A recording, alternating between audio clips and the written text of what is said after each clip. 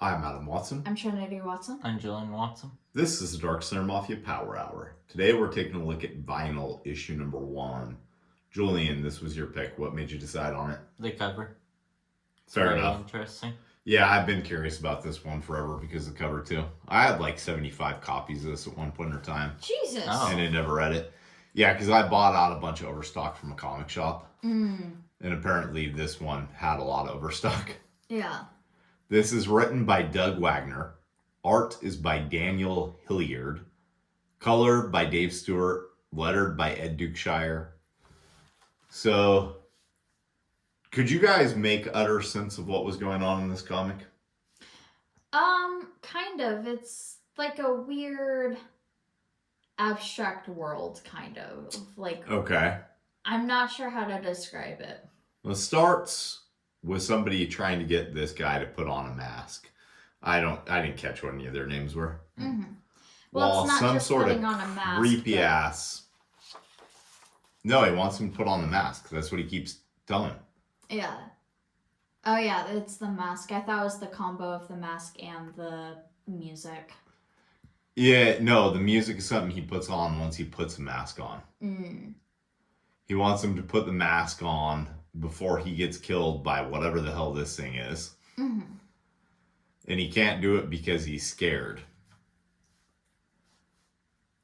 Then the music starts playing, Ella Fitzgerald, Whisper Not, and that's what makes him put on the mask. So, like, the music ties into it, but I don't know exactly how.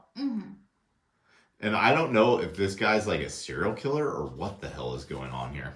He's a serial killer, but seems to be a Jekyll and Hyde situation in which he is fully aware that he is both Jekyll and Hyde, and there isn't actually. I don't know a that split, he is a but... serial killer, though. Yeah.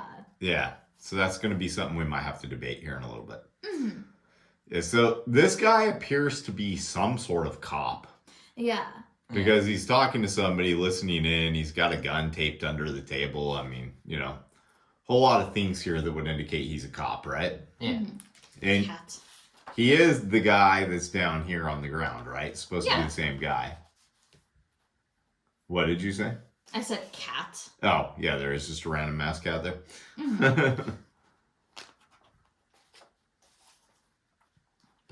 When the guy who wears the teddy bear mask shows up and starts talking to him about how they're best friends. And then he tries to give him a gift of a record, which, you know, doesn't do much to not cement the fact that he's his best friend because he's giving him a gift. Right. I like the kind of dopey character that this guy is. Yeah. He seems like a nice, innocent, dopey type character, you know? Yeah. Asks him when the last time was that he heard this record. Tells him it was 2 days ago, which is a coincidence because 2 days ago, this scene happened. Yeah. Where people were being massacred in some house while this record played on repeat for like 2 hours. So obviously it's implying that Walter is apparently the old guy's name. That Walter is the homicidal maniac who's done all this, right? Right. And then Madeline shows up. Who is Madeline? I don't have a clue. Yeah, we don't know. This is a first issue, but it doesn't read like one in a lot of ways. Yeah. Yeah, it feels like you might have to know more about these characters in order to fully grasp what is happening. Yeah, she's some form of cult leader. So apparently he's imprisoned her son, who now wants to have a baby. And there's something going on with his daughter. Yeah, apparently his daughter ran away because he gave her an ultimatum that it was either she go to college or she get out of his house. So she leaves his house and somehow ends up in this lady's cult. Yeah. Yeah. What is all this supposed to show, though? That the lady's son that approached this guy in the other page, her son keeps murdering all of his brides. Okay. So it does just show exactly what it's supposed to be. I thought maybe like when they were going through childbirth, this was happening or something. I think it is like a childbirth thing because later on it states that none of his brides have given him a son, Mhm. and that's what's making him murder all of these women. Yeah. Yeah. But the cop tells whoever is listening that they can't move in. This is all his problem, yada, yada, yada. And then he goes off all pissed off, leaving Walter to talk to the wire that he's left behind. And apparently he somehow knows the agent's name who's been listening in on everything. Yeah. Then Walter takes a nice little bike ride to the Bellini family sunflower farm, which is where all of these fucking cult people are, right? Mm-hmm. What do you think these are supposed to represent in the tree? Or is it just something the artist just drew in as decoration, you think? I think that it's supposed to be symbolism of all of the brides this guy has had because it's the same exact type of sash that all of them are wearing on their robes. Yeah. Yeah. Yeah, it might Or be it's something like decoration. that. Yeah. Yeah. Yeah. They're doing some sort of cult shit around this girl to make her ready for her son's baby. Yeah. And then her and Walter have a conversation where it sounds a bit like he's threatening her if she doesn't give him his best friend back. Mhm. The dialogue in these particular pages was a little clunky for me. Yeah. Honestly, the dialogue in the entirety of this thing was a little clunky for me.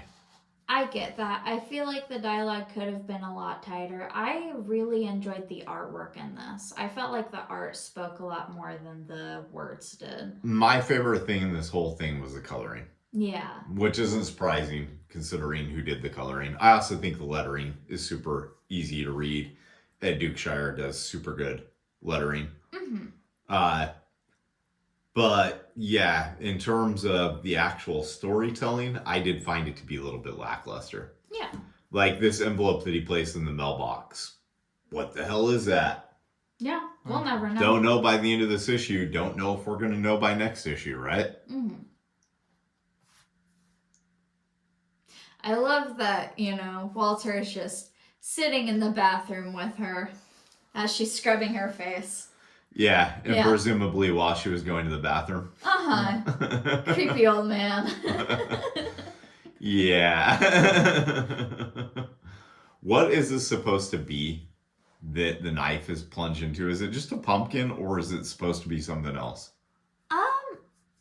I read it as a turkey when I first saw it. Same. Yeah. No, I don't know. maybe it is a turkey. The way that the X is in there, though, it could also be a piece of bread. Yeah, that could be. I don't know. It feels like there's supposed to be symbolism in here, but not really. Yeah, all of the artwork in this feels very intentional, but what the intention is kind of lost. Yeah. Yeah. So one of the really tall people with the golden mask starts making noise, which apparently is not common because they're just husks. Yeah. This is where a little bit more world building would not hurt. We're just thrown Right. into the whole thing with these people. Like, was there another vinyl series that came before this? Possibly. Because if this is just a first issue, it's not a very good one. No. It does nothing to really tell you Yeah. like what is actually happening. I love this image sequence a lot. Yeah. Just, Walter's like, just, flashes between the camera and what's happening. yeah, he's going through them. Mm-hmm. But it took me a few times looking at these pages to realize that what was going on is that they couldn't see him standing behind them with a knife. Yeah. So that's why I'm saying he's not just a serial killer, he's something else, because for some reason putting this mask on makes him not be able to be seen by these people. Right. So there's something else going on there, right? Yeah. Yeah, and then pulls off the mask so that we can see it's Walter listening to music, but we kind of already knew it was, so this doesn't feel like very much of a reveal, you know? Yeah. And I think it would have been better had they just made these 2 pages, but I guess what we're supposed to be seeing is him looking in the camera telling Madeline that he tried to warn her, right? Mm-hmm. Yeah, so you seem to have enjoyed this a lot. I can't say that I did. Yeah. Is Plastic, there was an ad for Plastic. Is Plastic the one where it's the serial killer who's in love with a blow doll? or the blow up doll. I have no idea. I'm trying to remember. But Robert Kirkman said this is the weirdest shit I've ever read. I love it. So I'd say that's a good possibility. Yeah. I've never heard of either of these comics. The way her mouth is, though, would tell me that yes, that could be a blow-up doll thing. Yeah. Yeah, so overall, I don't think I would check out the next issue of this. Yeah. I might have issue number 2, and if I do, one of you can have it if you want it. Hey. I enjoyed this a lot because I really enjoyed how the artwork looked and I enjoyed all of the character designs and everything. The story was very abstract, and sometimes I like abstract stories. It's Sometimes like- I do too. Yeah. Look at some of the other comics we've taken a look at. Right, but also I know that there have been abstract comics that haven't told you enough, but I enjoyed a lot of. 'cause, Well, like, this isn't yeah. that abstract when it comes down to it. Right. It seems more like random shit go to me than it does abstract. It's So- contemporary abstract. Yeah, which I guess is random shit go because nobody seems to actually know how to tell an abstract story these days. But yeah, overall, yeah, I'm gonna skip out on reading you the rest of this. If I have the other issues, I'll dig them out and you can have them. I might have some of these issues. I don't know. What about you, Julian? Would you read the next issue? Yeah, it seemed interesting. Okay. Yeah, apparently I'm the only one here that wouldn't. I mean, that's fair. This story was very confusing and it doesn't really tell you anything about what's happening No, at all. it doesn't. It doesn't tell you about any of the characters. It doesn't tell you anything about the world itself. Like, in the No. very first pages, it looks like they're fighting a zombie and then they're just not anymore. Yeah, Yeah. yeah. I do like his mask, though. It's a cool mask. I like the character designs a lot for like all of the creature-esque characters Yeah. I can say in this because nothing's too creature-y or whatever. Yeah. Yeah. You guys got anything else? Nope. Nope. All right, let's go make some comics. We didn't create the comics that were featured in today's episode, but we did create these. Check out Ghost Assassin in the Cards and the Chihuahua Who Flew Away mini comic, both of which were written by me. The Chihuahua Who Flew Away was illustrated By me.